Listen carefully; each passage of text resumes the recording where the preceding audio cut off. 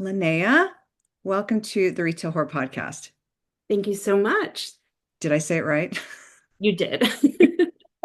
Off camera, I was saying I always screw up everyone's name, including my one of my best friends, her last name. I literally had to write myself cheat notes on how to phonetically say it, and I still was saying it wrong.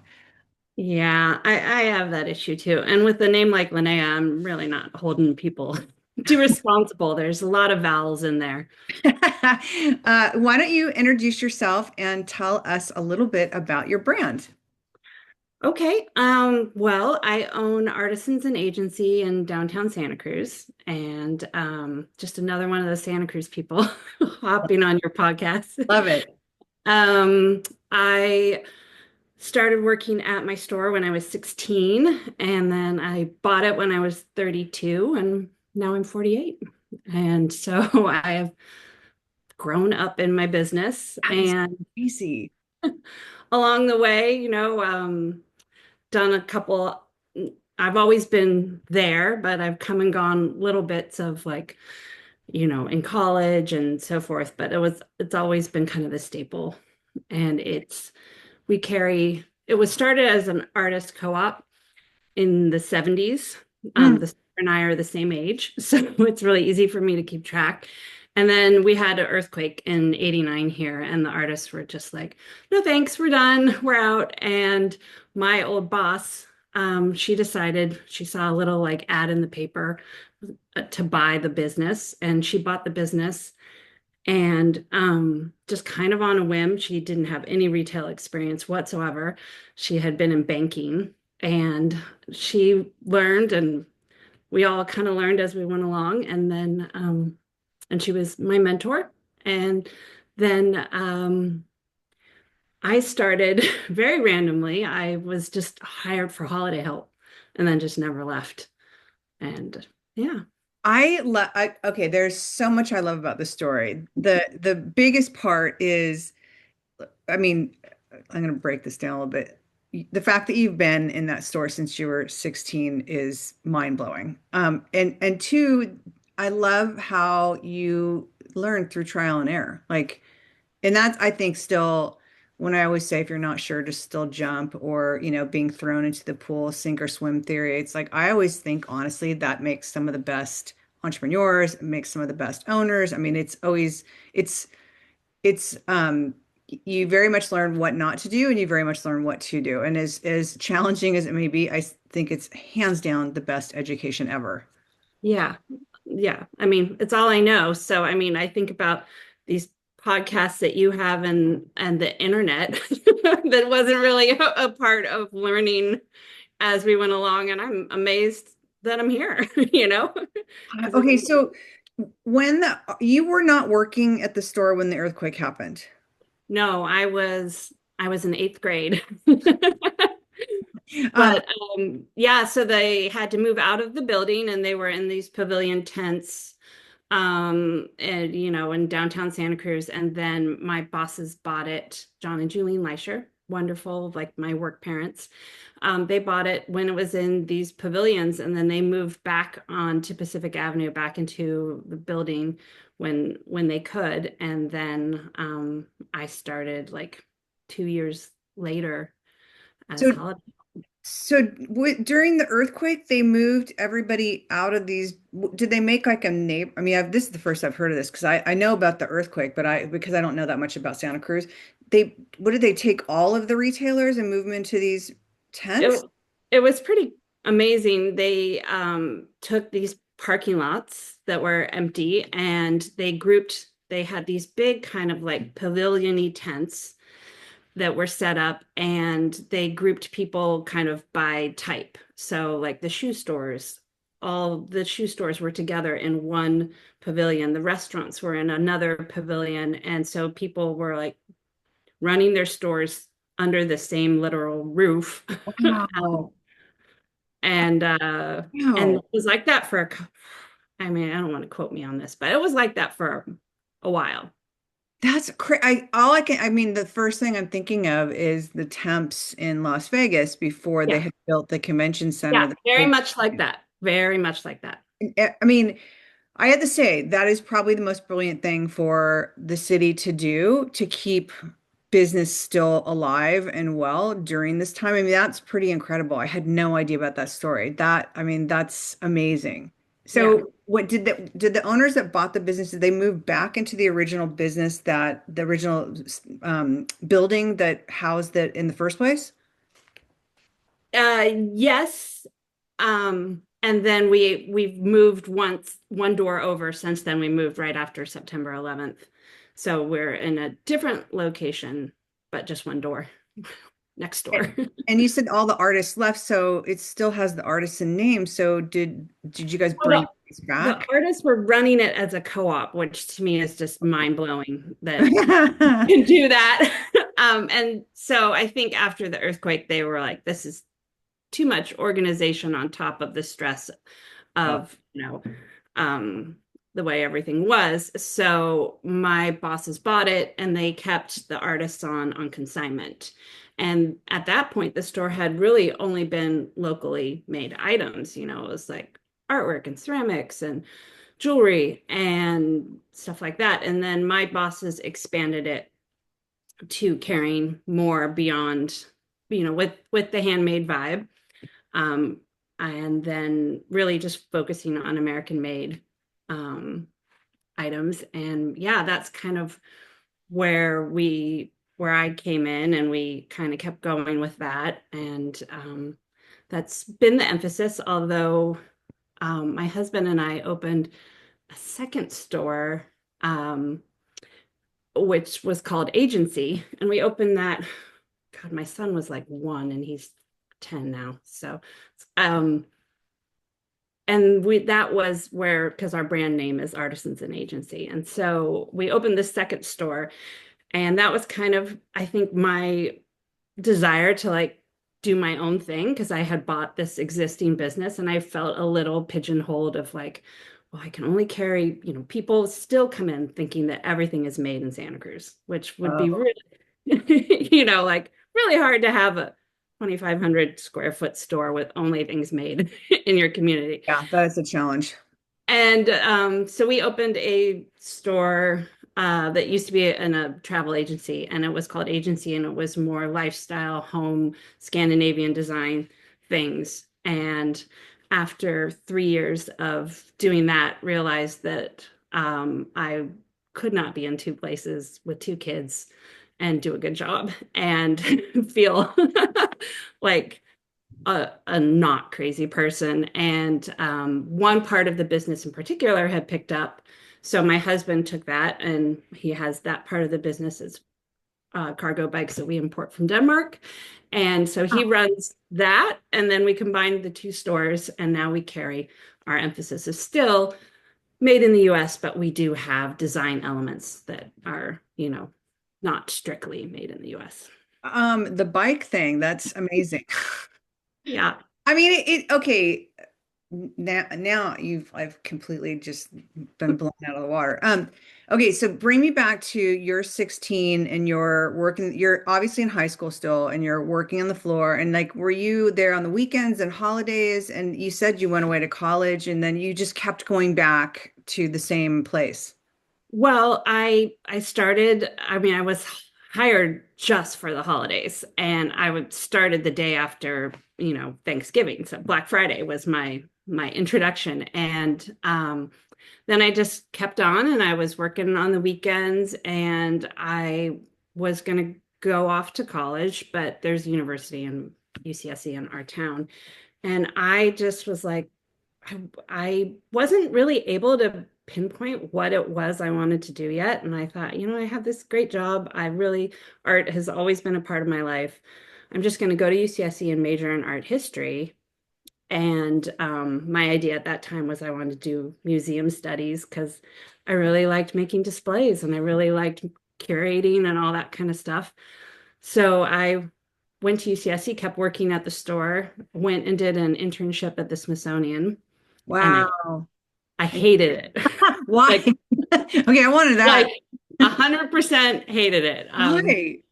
It because I realized that what I like about retail is the fast moving, ever changing pace. And when you are at the Smithsonian and you are planning out an exhibit for like 5 years down the road, my attention span is just like whoosh.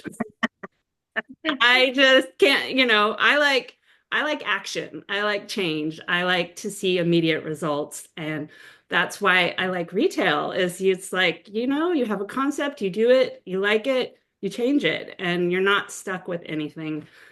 So I came back and I thought, this store is like running my own little mini museum because at that point I'd pretty much started doing everything at the store anyway. That I was like, I think this might be what I want to do. That your explanation of the Smithsonian and why you didn't like it and why you love retail is literally in a description of anthropology merchandisers and anthropology display coordinators. The display coordinators do all the windows in the tiny display, and it is mapped out for months, and it is months of working on tiny little things. And merchandisers, me, I was so like ADD, and the same thing. I wanted instant gratification. You knew when we knew in the morning we were going in, we were going to do a whole reset. And when at the end of the day I walked away and it was done, it was like that to me is like the Yeah. ultimate, the long-term stuff. I still say I could never do the display, the display coordinator's job because it is way too much attention for me who has ADD. There's no way I would be able to do it. Yeah, one of the other things I thought was, well, I love interiors and maybe interior design. So I went for a year to try and do that in school. And I was like, nope, can't sit still. I'm sorry. I need to like be moving around. It was just too much detail. I'm just a little bit more like, I need action. Also, PS, I did interiors for a while, and I could tell you right now that was a good decision because when you are doing displays for a store or you're buying something or you're even with the wholesale level, we're changing everything every 6 months. It's a lot different when you're doing something for someone's home that's going to live with it for a long time versus like, oh, we can just change that next season or something. It's like, good decision. Yeah, I feel good about it. So now you're back in the store and you're basically doing most of it. What point, how old were you when you were there, like post college? Like what around is this age before you bought it? Yeah, so let's see, I graduated from college and was I was pretty obsessed with traveling for a while. I was like kind of, so I would work at the store, save up a bunch of money, and then, retail, slow seasons, I would go on a trip, and then Wow. I would like come back all inspired. I would do a bunch of displays and based off of my trips, and things like that. And I was kind of on this loop for a while Wow. of travel, I was in my 20s. So, but I was God, I even lost what the question was. I do the same thing. You're traveling and you were doing displays and you come back from this Oh travel. yeah. When did you settle down? So I met my husband and I pretty much I bought the store right before I met my husband. No, right. Yeah. About the You same time traveling or in Santa Cruz? in Santa Cruz. And he was right before we got married, he was kind of like, "So, what's your plan here? Like you're just hoping that they're going to want to retire and you're going to take over the business." And I was like, "Yep, pretty much. That's my plan." And thankfully, it all worked out that way that they were kind of at the right stage. But he was very helpful in nudging me along on some of those hard conversations about buying a business and kind of realizing that it was a time of transition for them and their life and for me. So, yeah, I don't So even you know the you question. buy it now. How much did you change from the original, their I vision to your vision? But then you've been doing the display, so pretty much what's your vision? Yeah, I had gotten a little. I mean, it was not there wasn't any huge surprises when I bought the business for me, that's for sure, because I had been engulfed in it for so long. But I pretty much kept it the same and made little changes along the way. And that was one of the things I enjoyed about your conversation with the woman who bought the lingerie store was like, Mhm. it's hard. You have to make these little incremental changes to not alienate your old customers, but also to want to bring in new customers because our customer base had been, on the older side. So I was trying to like bring new life into it. And so I would say it's really been baby steps over the years of making changes. And How did you implement the changes? Like, what were the first things that you started to change? And did you get pushback from the older people? um, in general, I mean, Santa Cruz has a very supportive community. There were people that were Mm. upset that not everything was made in the US. I I think the changes, were just little things along the way of like refining our gift wrap, expanding our email list, being more consistent with branding because we had just really been winging it. So it was interesting because I bought it and it was the recession. And so but we were Wow. able to have growth because it was just me kind of streamlining things and finally being able to act out things that I had been wanting to do for years, but didn't quite feel I could push the previous owners to do, but then I could. And I was in my 20s, so I had energy to do everything. Oh my God, I can't. So I still am just blown away that you didn't get bored being in the same place for so long. Because for me, that's why I ultimately left anthropology was because I could not see past the same four walls anymore. Like we had reinvent every season, we'd reinvent it, but I personally could not see past it anymore. And trying to come up with, because every season you had to be, it has to be bigger, it has to be better. Like it was always a constant, like, how are you going to one up yourself? And at one point, I'm like, I just can't do it anymore. Well, yeah. I mean, I have hit burnout, but that was like after COVID. I had a long run. Oh, But congratulations. yeah. Um, I mean, we started having, first Fridays. So every month there was a new artist and a trunk show usually along with that. So that kind of helped keep that there was like something different for sure every month. But yeah, no, I get it. I think the reason why it's worked for me is that being in retail and being my own boss has given me the flexibility. And I'll be honest, I was kind of like my own boss when I was working for my own, Kind of own, gather. you know. Yeah. I was kind of making the schedule and calling the shots. But like I think that gives me the opportunity to go off and get myself re-inspired again. Yeah. Um, and I mean, I have to say, things like your podcast and other things have helped in the last couple of years where I did feel like I hit some severe burnout. Like I've been doing this a long time and, Yeah. you know, Well, I just think of like, because now you've done all this travel and now all of a sudden you're tethered to a store. And did that reality hit you like, oh, I can't just pick up and go now? Like, or did you still continue to travel during slow season and just have somebody there at the store? I pretty much continued to try and travel as long as I possibly could. Having kids and becoming more of a grown up, that kind of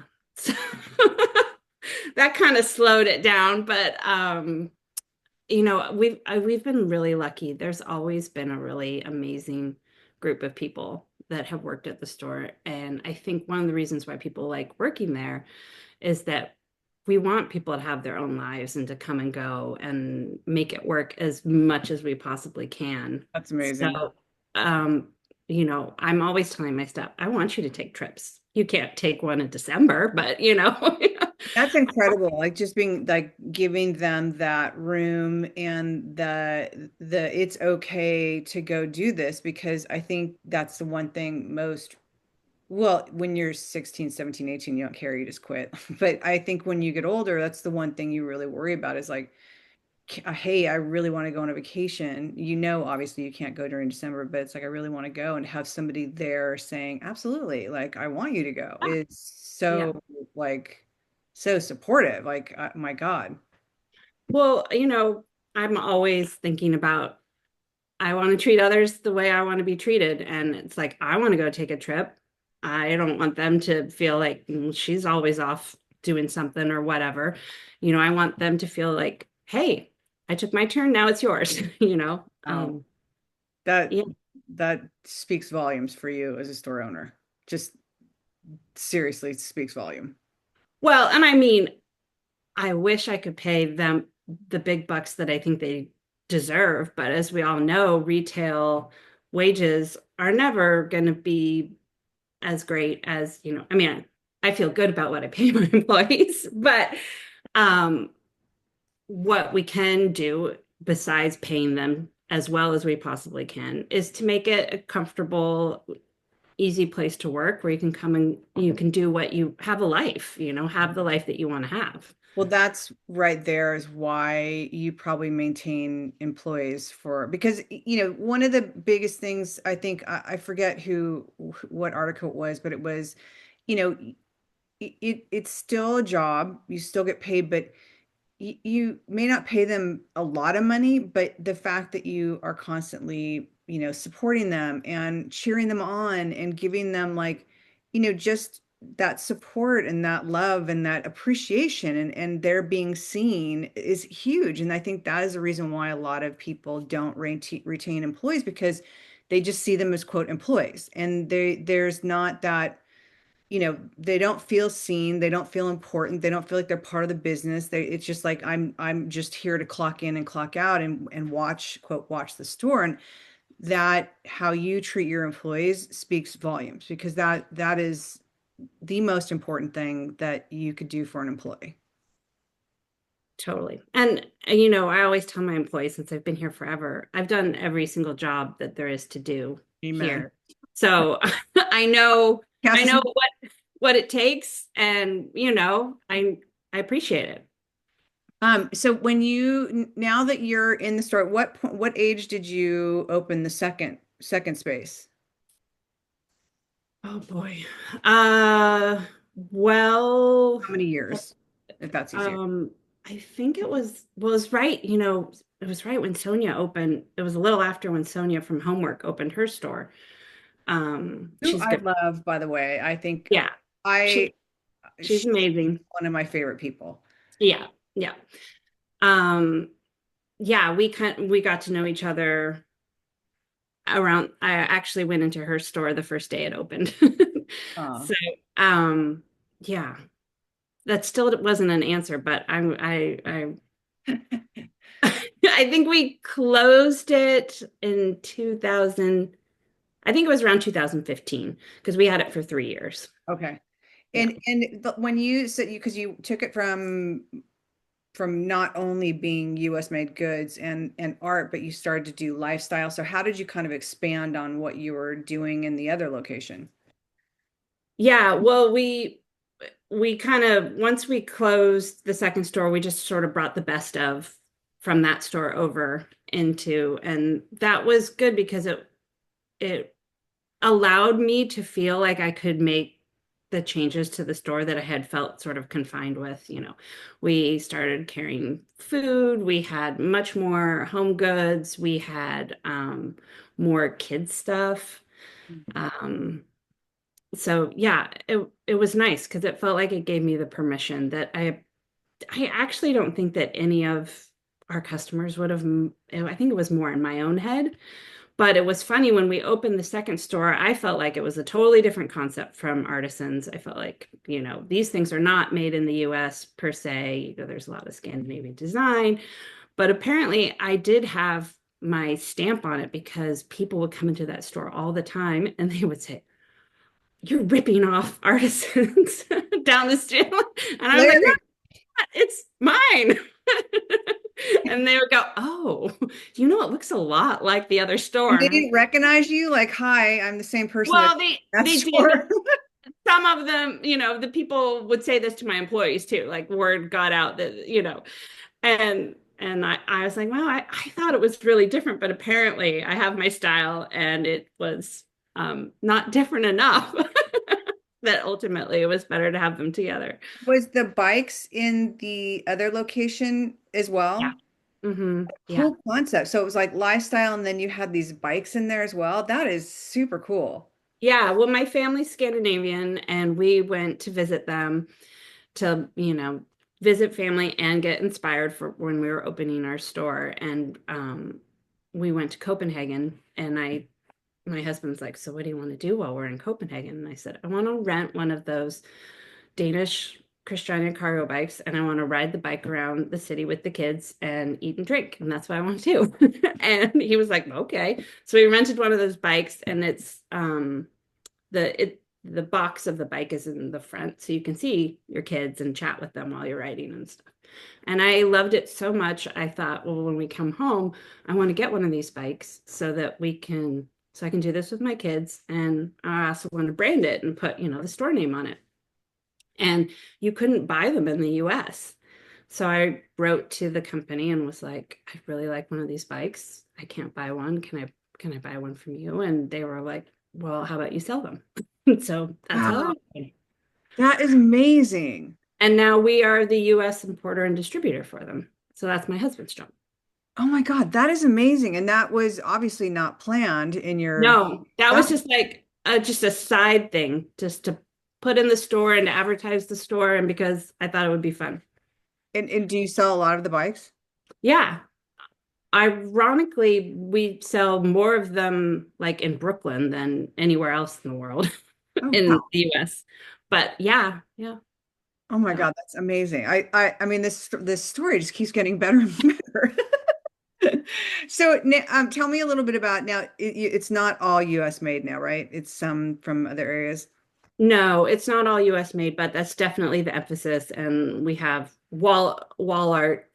Art is our second biggest category, and that is pretty much all local. And so yeah, And do but people come to you to? That's what I was asking the girls for this last week's this week's episode for or do they come to you and how do you yeah, find local artists?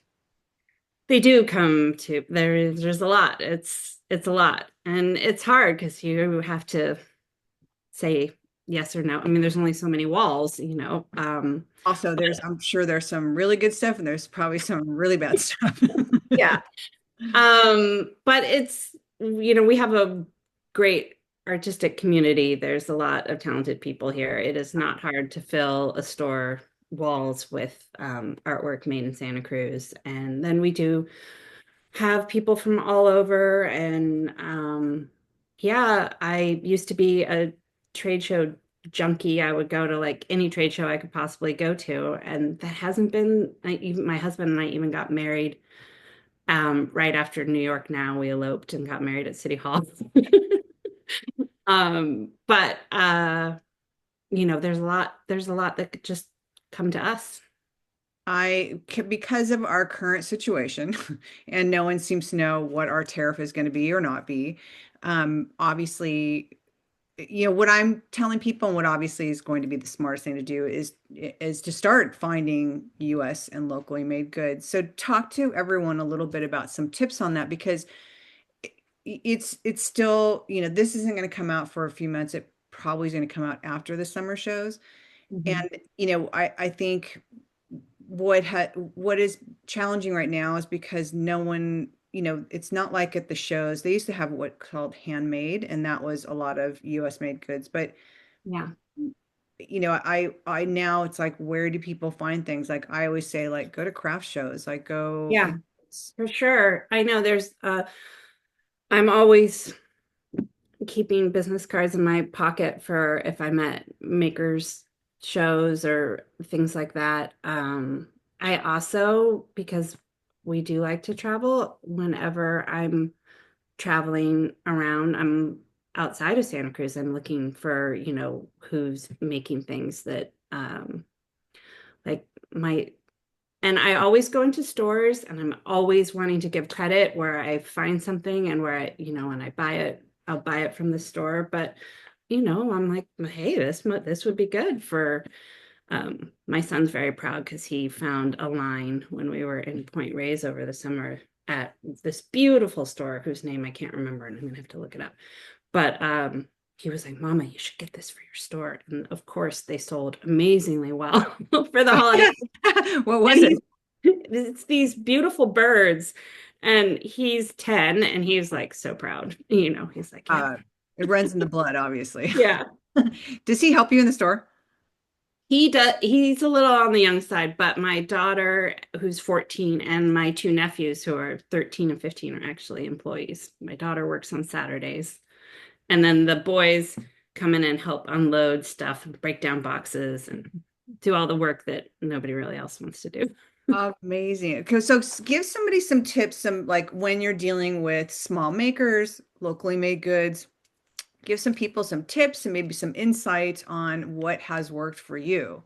Yeah, I actually just updated the this section on our website to just kind of break down the criteria a little bit more. And also to give people suggestions of like, okay, look, we might not be able to take your work. Here are some other ways that you can get your work out. So that was really, of course, I can't think of what I put, but I've told people, we'll get solicitations where people are like, I have these three paintings, and it's like, no, you or jewelry. I tell people you have to have a minimum of 12 to 15 pieces for me to even look at it. To show it as a Um, collection or why? yeah, yeah, because it's got to be able to tell a story in Mm. some way. We do consignment and wholesale.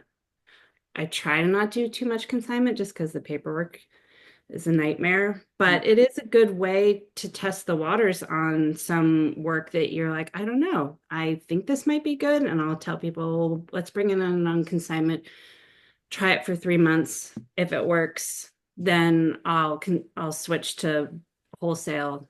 And if not, then time's up. But Bye.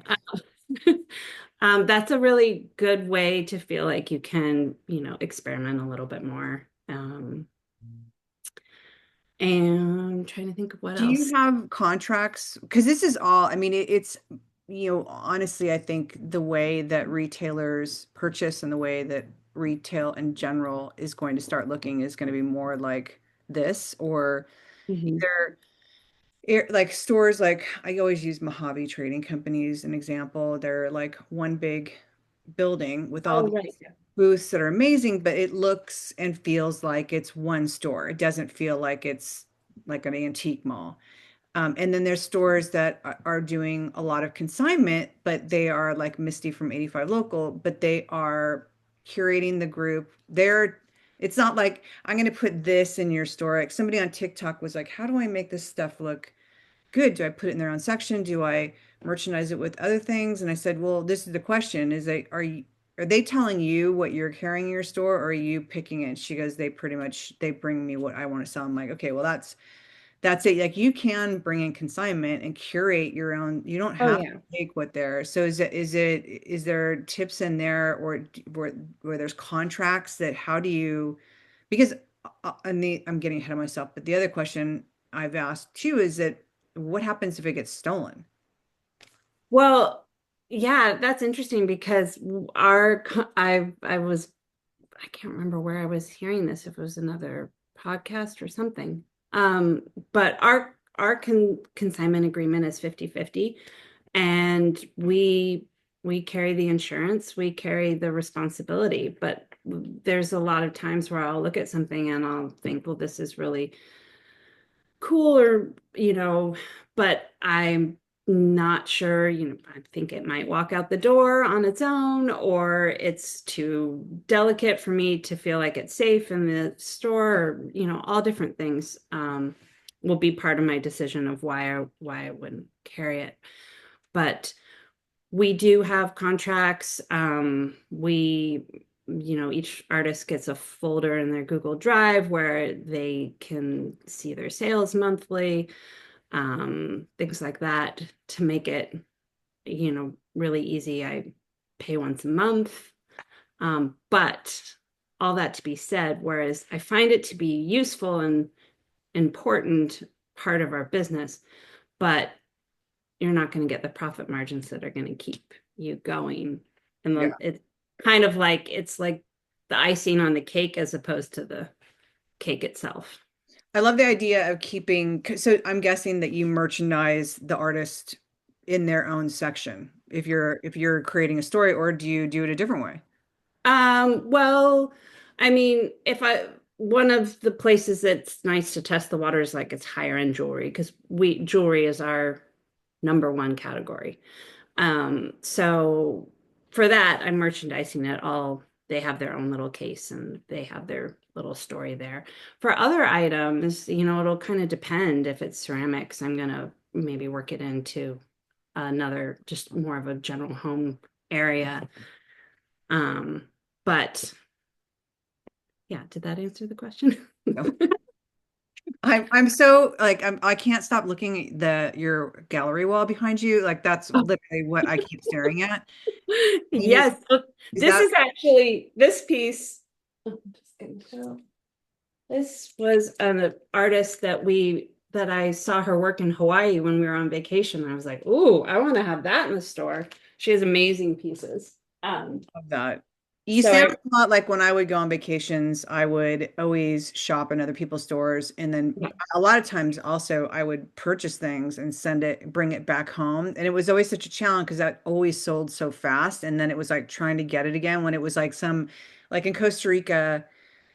There was a guy that had these amazing woven bags, and I bought what I could. And of course, those are the things that sold first. And it's like, you can't find these little street vendors anymore. It's yeah, like, yeah, I guess we got yeah. to.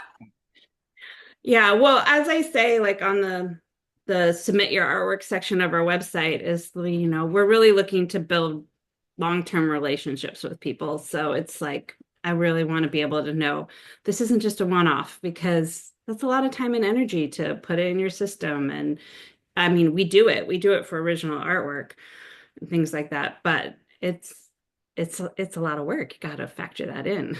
How much time would you say, because obviously if you have a Google Drive and they can go see, there's a lot of back of house. Like how much time is dedicated to that part of it? Because that's a Well, full-time job. yeah,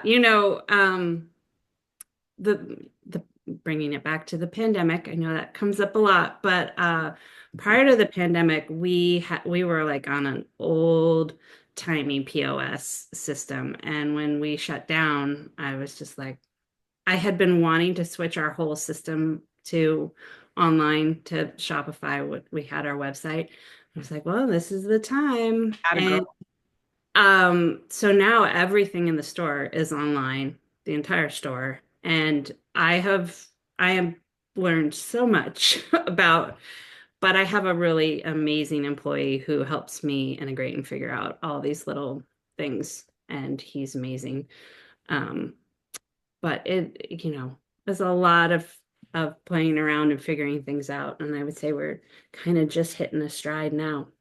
The pandemic, I mean, I got so sick of talking about it, but I will say this, and I say it now as we're going into this insanity that we are dealing with the tariffs, is that it changed retail in a very fast motion versus things that would take a long time for people to change. And like the people that didn't have up-to-date websites Mhm. and didn't weren't comfortable going live or being on stories or showing, those stores are slowly kind of going away because it's like that old school.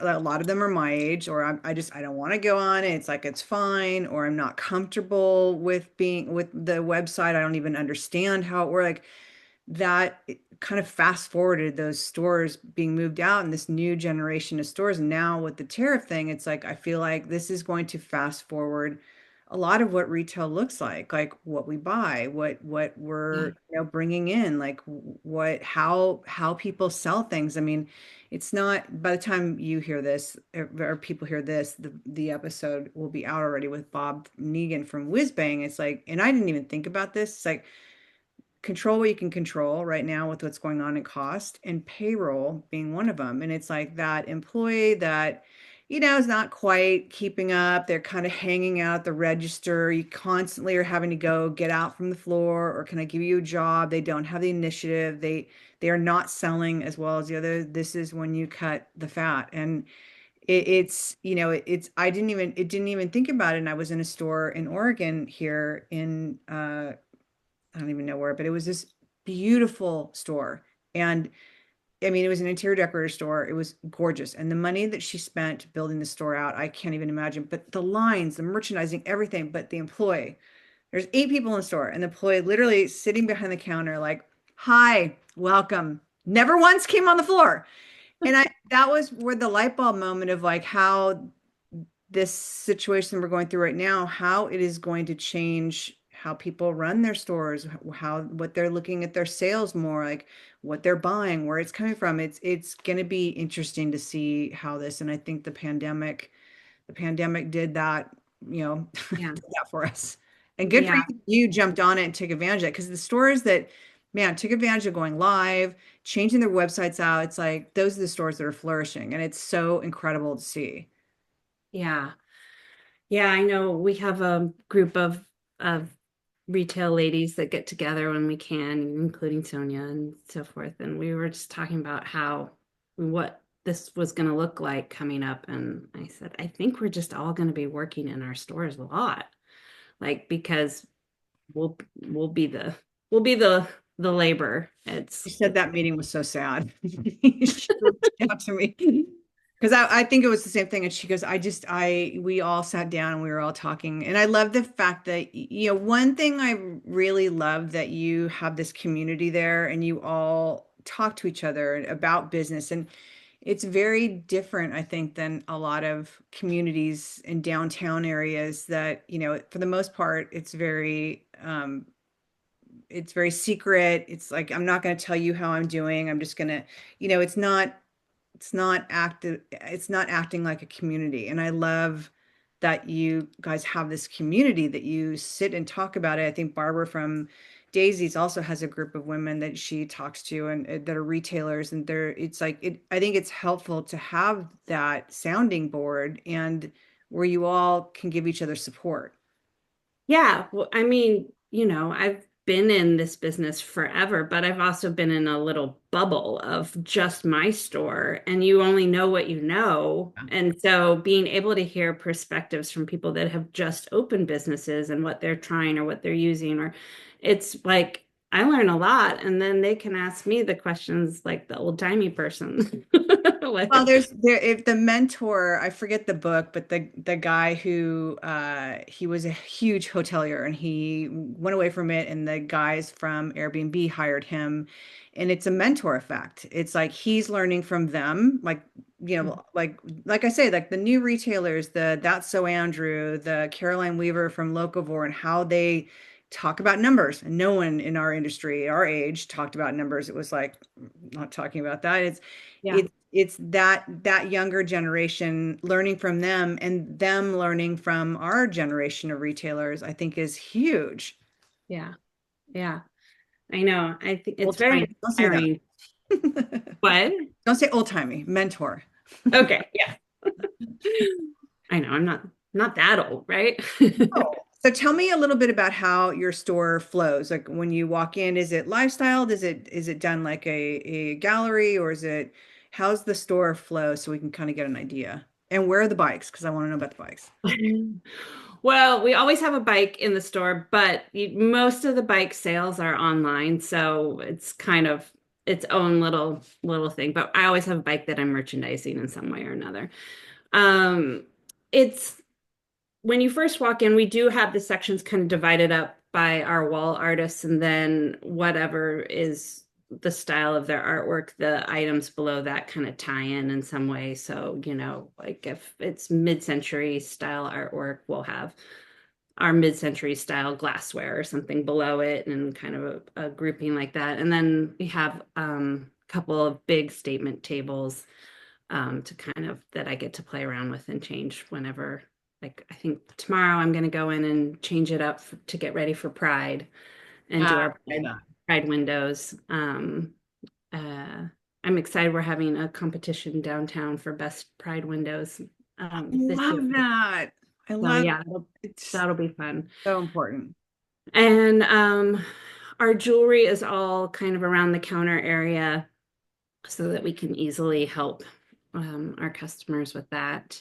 And We're lucky that our store opens up, the back of the store opens up to Abbott Square and the museum, and there's a food hall out back. So we really get a lot of energy from that, which is really nice. I so want to go and see this community. Like I've never really I don't think I've ever even been in Santa Cruz. Like it sounds like between the stores that I've talked to and like the energy of that city, it's like it seems very bohemian, kind of mixed with the San Francisco vibe or it sounds amazing, the retail areas. Well, it's a very supportive community, and I think that that's why we feel really lucky. I mean, they don't take kindly to having a lot of chain stores and stuff like that, and it's not like that everywhere. I mean, we have our vacancies downtown that people are concerned about, just like everywhere, but for the most part, it's filled with independent retail and restaurants, and that's it's a pretty unique downtown. So. But one of my best friends, are you near Talent? One of my best friends lives, I am.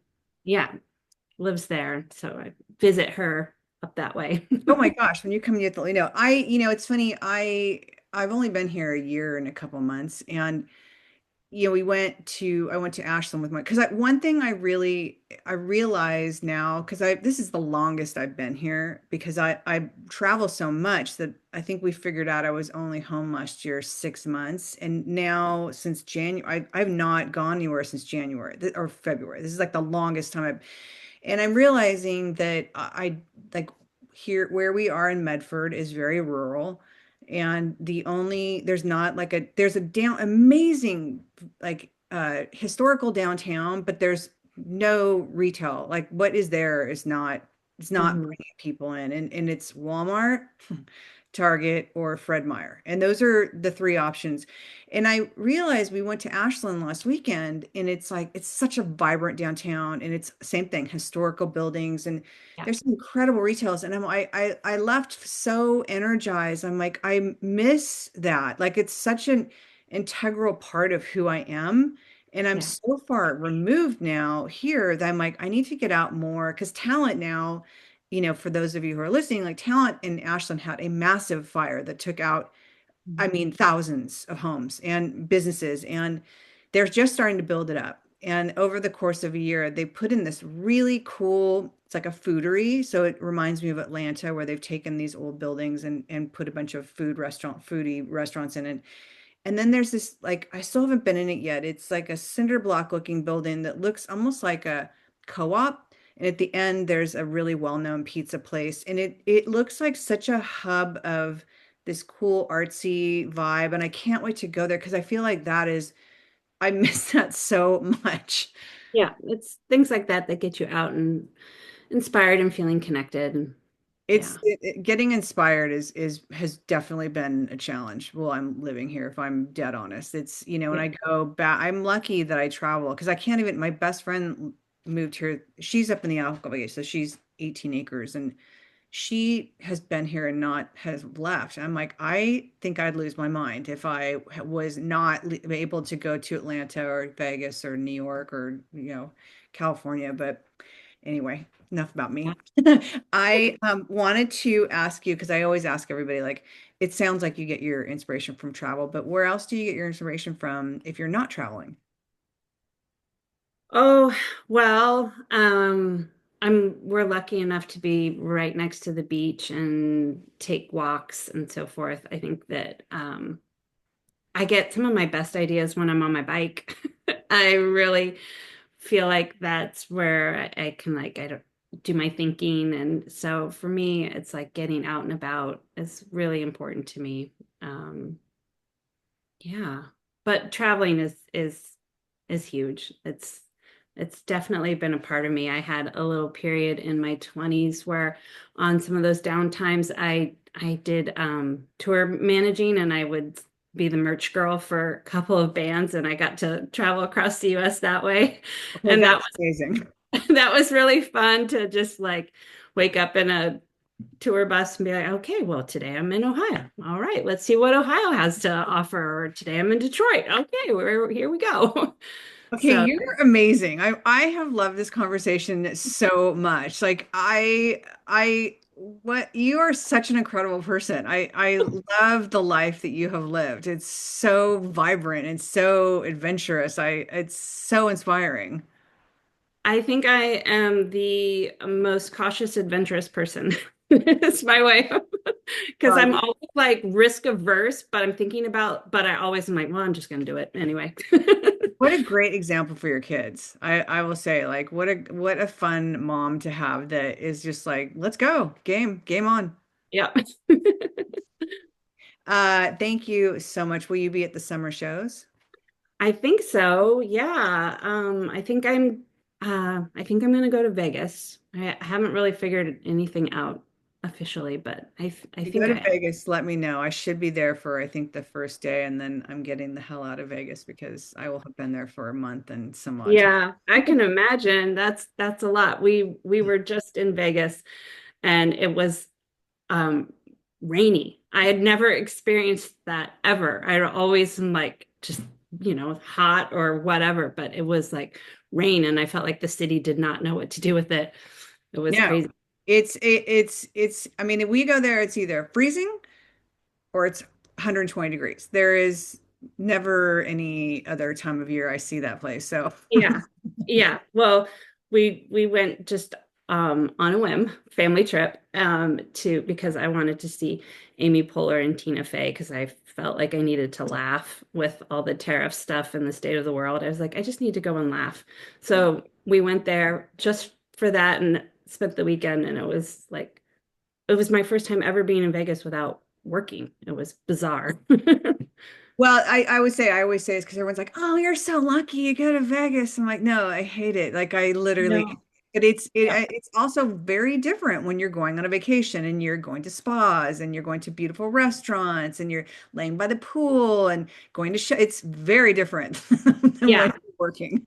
It's a love-hate relationship, I figured out how to have fun in Vegas, but it took years and I was really on the team hate for a while. I still So am. I say that we stay in Henderson, so I purposely don't stay because there's Red Rock and there's a little bit more quote normalcy feeling out there, where you feel like it feels yeah, like normal versus driving in and out and strippers and well, like all that. Like I just can't. I just saw the Red Rock. I had never experienced that before. I was like, I could not believe that this beauty was right so Yeah, close. it's Oh, beautiful. It's definitely worth it. yeah. Okay, thank Well, you. thank you. Oh my God, I feel like I've just totally derailed the conversation, so I apologize. Thank you so much. This was honestly, such a pleasure. Some of these interviews, because I love that I go into this without knowing very much. Like I do a little bit of homework, but I don't try and overthink it. And I love this conversation so much. This is like one of those surprises that was so amazing. And I thank you so much for the time that I got to spend with you today because your story and you are pretty incredible. Well, thank you. I keep doing what you're doing because I love hearing how people have stumbled into their stores. It's always just like such a treat to find out because usually it's a random situation, kind of Or like mine. story. So, I love it. Thank you so much. And thank you for your support of listening to the podcast as well. I really appreciate it. all right. Well, thank you.